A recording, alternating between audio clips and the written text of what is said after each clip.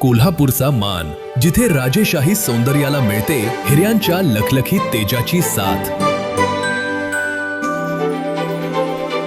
हिऱ्यांची ही नजाकत केवळ सौंदर्य खुलवत नाही, तर ती ठरते तिच्या घरंदाज अभिमानाची एक तेजस्वी ओळख। परंपरेचा वारसा आणि नव्या पिढीचा विश्वास, यातूनच घडतीये एक नवी संस्कृती, जिच्या कणाकणात भिनलीये हिऱ्यांसारखी नितळ शुद्धता। राजेशाही परंपरा उजळते पिढ्यानपिढ्या। महेंद्र ज्वेलर्स, राजारामपुरी, कोल्हापूर। मूळ फालेवाडा इथला रहिवासी असणारा सूरज फाले हा शनिवारी दुपारी पत्नी सोनियासह कोल्हापूरहून कोनोलीपैकी फालेवाडा इथं आला होता। त्याचवेळी सध्या कोल्हापुरात राहणारे धोंडीराम फाले, दगडू फाले, बाबू फाले हे देखील आपल्या मूळ गावी आले होते।